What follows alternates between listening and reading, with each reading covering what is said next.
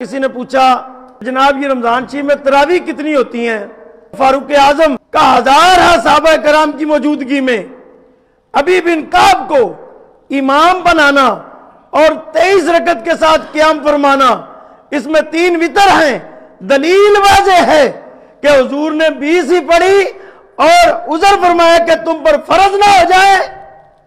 اسی لیے صحابہ کرام نے 20 رکعات ادا فرمائی۔ کہ جمعہ کے دن 100 مرتبہ درود پاک پڑھنے والا جب وہ قیامت کے دن آئے گا تو اس کے ساتھ ایک ایسا نور ہوگا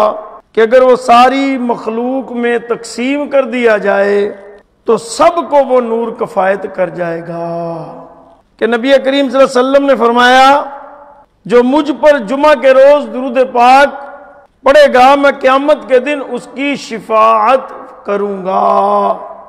مومن کے لیے اور مسلمان کے لیے اور محبت رسول کے لیے جو بہترین قرب الہی کا زینہ ہے وہ درود پاک کا پڑھنا ہے۔ آپ اپنے آفس میں، فیکٹری میں یا کسی کمپنی میں کوئی ایونٹ ارینج کرتے ہیں تو اس کی تیاری کرتے ہیں، ہاں جی بھائی کرتے ہو کہ نہیں کرتے؟ ہر کوئی کرتا ہے۔ اس طرح رمضان شریف 1443 ہجری کی آمد سے پہلے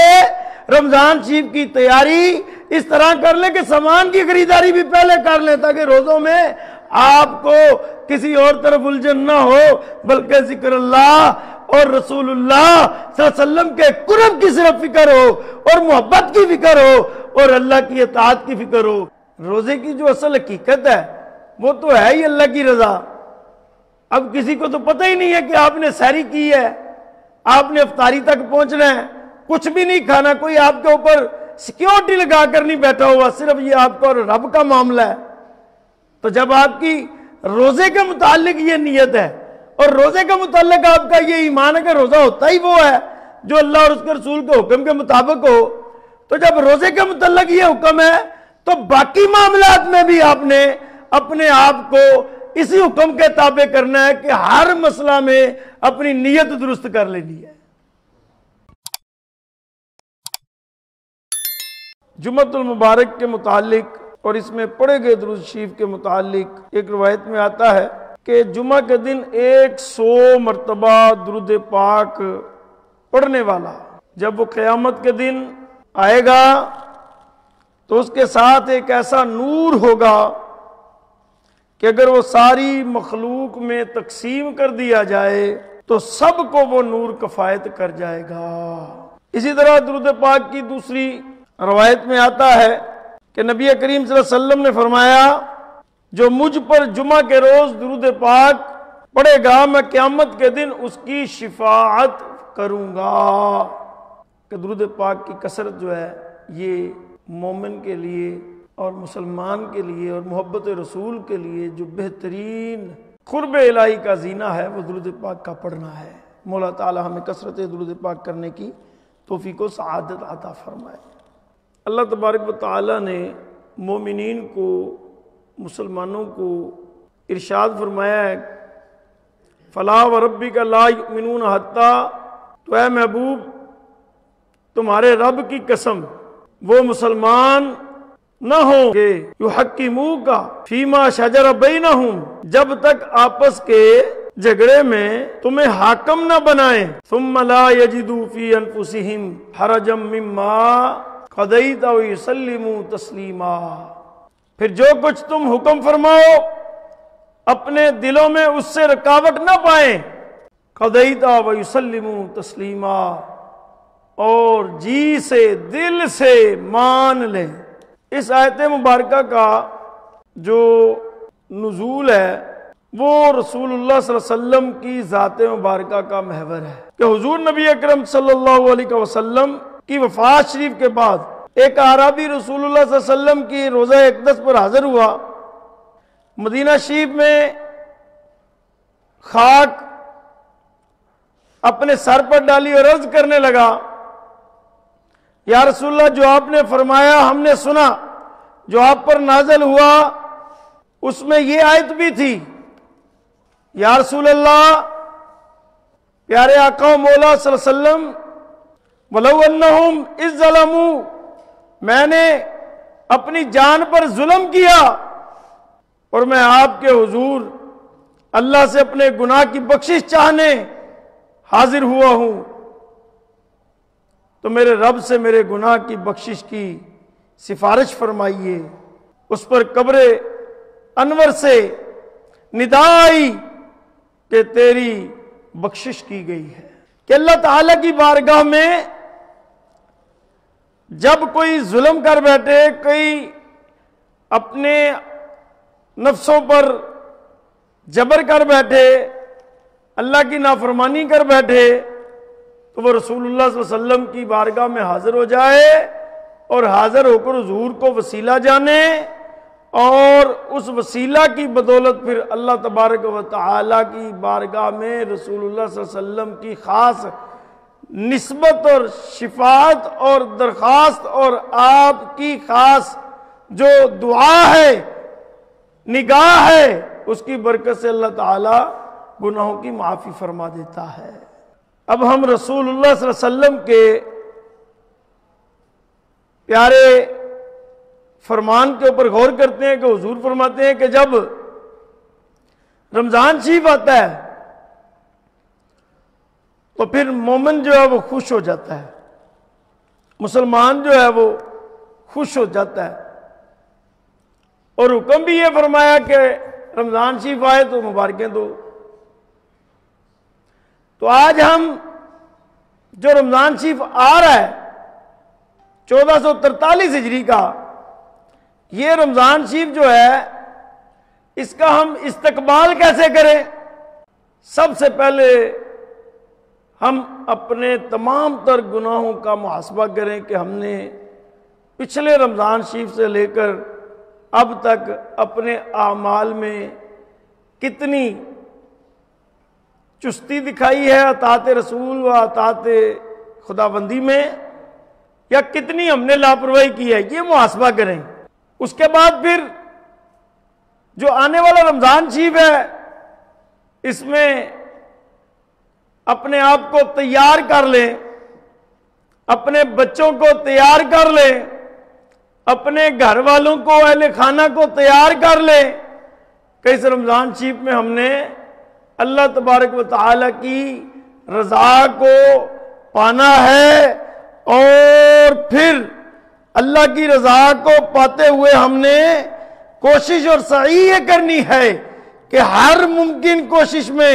ہم وہ عمل اختیار کریں کہ جس سے اللہ تعالی ہم سے راضی ہو جائے۔ اپنے معمول سونے سے لے کر جاگنے اور جاگنے سے لے کر سونے تک کے اب یہ سارے معاملات کیسے ہوں گے؟ یہ آپ ایسے کر لیں، میں آپ کو تجویز پیش کرتا ہوں کہ ہم نے قیام اللیل کتنے نفل پڑھنے ہیں رات کو، ہم نے دنیاوی مصروفیات کے جس میں صرف اور صرف دنیا ہے اس کو کم کرنا ہے، اور جس عمل سے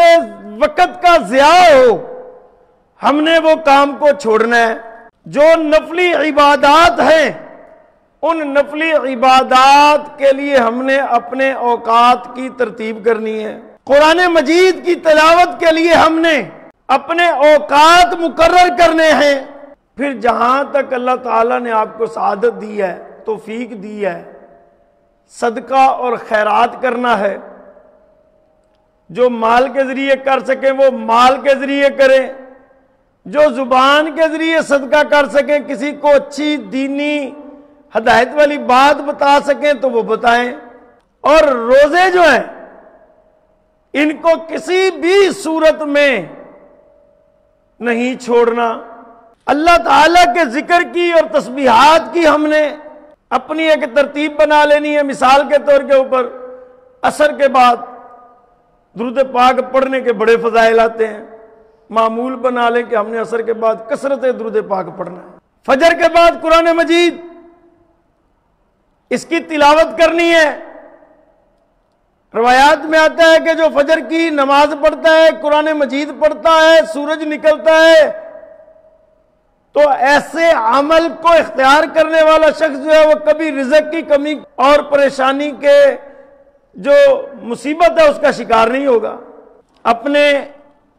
سونے کے اوقات بھی بنائیں، اپنے اخلاق کو درست کرنے کی حتی الامکان کوشش کریں۔ معمول میں یہ بھی رکھنا ہے کہ ہم نے خاموشی کو زیادہ اختیار کرنا ہے اور بولنے کو کم سے کم اختیار کرنا ہے۔ اور پھر کیا ہے کہ نیت درست کرنی ہے، عمل کی کیا درست کرنی ہے؟ نیت درست کرنی ہے۔ اب نیت کیا درست کرنی ہے جی؟ نیت یہ درست کرنی ہے کہ ہمارے ہر عمل کے بدلہ میں ہمارا رب ہم سے راضی ہو جائے، ہمارا مالک ہم سے راضی ہو جائے، ہمارا خالق ہم سے راضی ہو جائے۔ نہ یہ کہ ہم ریاکاری میں پڑ جائیں، دکھلاوے میں پڑ جائیں۔ تو اصل میں جو روزہ ہے، روزے کی جو اصل حقیقت ہے وہ تو ہے ہی اللہ کی رضا۔ اب کسی کو تو پتہ ہی نہیں ہے کہ آپ نے سحری کی ہے، آپ نے افطاری تک پہنچنا ہے، کچھ بھی نہیں کھانا، کوئی آپ کے اوپر سیکیورٹی لگا کر نہیں بیٹھا ہوا، صرف یہ آپ کا اور رب کا معاملہ ہے۔ تو جب آپ کی روزے کے متعلق یہ نیت ہے اور روزے کے متعلق آپ کا یہ ایمان ہے کہ روزہ ہوتا ہی وہ ہے جو اللہ اور اس کے رسول کے حکم کے مطابق ہو، تو جب روزے کے متعلق یہ حکم ہے تو باقی معاملات میں بھی آپ نے اپنے آپ کو اسی حکم کے تابع کرنا ہے کہ ہر مسئلہ میں اپنی نیت درست کر لینی ہے۔ کوئی شادی کرنی ہوتی ہے تو تیاری کرتے ہیں، کوئی مکان بنانا ہوتا ہے تو تیاری کرتے ہیں، کسی کو اپنے گھر میں اسپیشل انوائٹ کر کے اس کی مہمانداری کرنی ہوتی ہے تو آپ تیاری کرتے ہیں، کوئی آپ اپنے آفس میں، فیکٹری میں یا کسی کمپنی میں کوئی ایونٹ ارینج کرتے ہیں تو اس کی تیاری کرتے ہیں۔ ہاں جی بھائی، کرتے ہو کہ نہیں کرتے؟ ہر کوئی کرتا ہے۔ اس طرح رمضان شریف 1443 ہجری کی آمد سے پہلے رمضان شریف کی تیاری اس طرح کر لیں کہ سامان کی خریداری بھی پہلے کر لیں تاکہ روزوں میں آپ کو کسی اور طرف الجھن نہ ہو، بلکہ ذکر اللہ اور رسول اللہ صلی اللہ علیہ وسلم کے قرب کی صرف فکر ہو اور محبت کی فکر ہو اور اللہ کی اطاعت کی فکر ہو، اور پھر اللہ تعالیٰ آپ کے اس عمل کے بدلہ میں کہ یہ تو دنیا سے اس وقت بے نیاز ہو گیا، یہ تو صرف میری طرف رجوع کیے ہوئے ہے، تو پھر اس کام کا، اس عمل کا جو مرتبہ اور مقام ہے وہ پھر آپ دیکھیے گا، آپ کے دل کو بھی قرار ملے گا اور آپ کو برکت بھی حاصل ہوگی، اور یہ رمضان ہمارے لیے باعث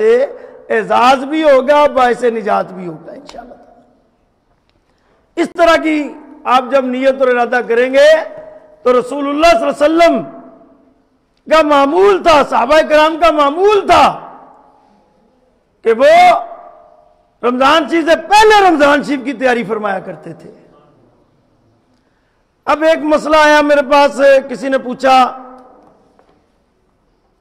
کہ جناب یہ رمضان شریف میں تراویح کتنی ہوتی ہیں اور کب سے؟ حضرت ام عائشہ صدیقہ رضی اللہ تعالیٰ عنہا کی جو ایک روایت ہے 8 رکعت والی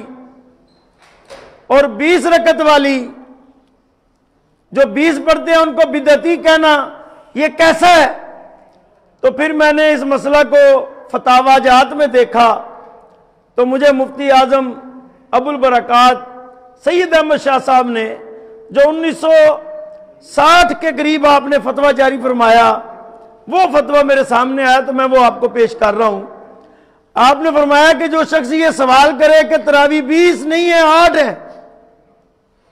تو فرمایا کہ اس شخص نے بے شمار فقہاء، محدثین، اولیاء کاملین و علماء راسخین ربانیین جو چلے آئے ہیں ان کے عمل کو غلط قرار دیا ہے، ایسا شخص جہنمی ہے اور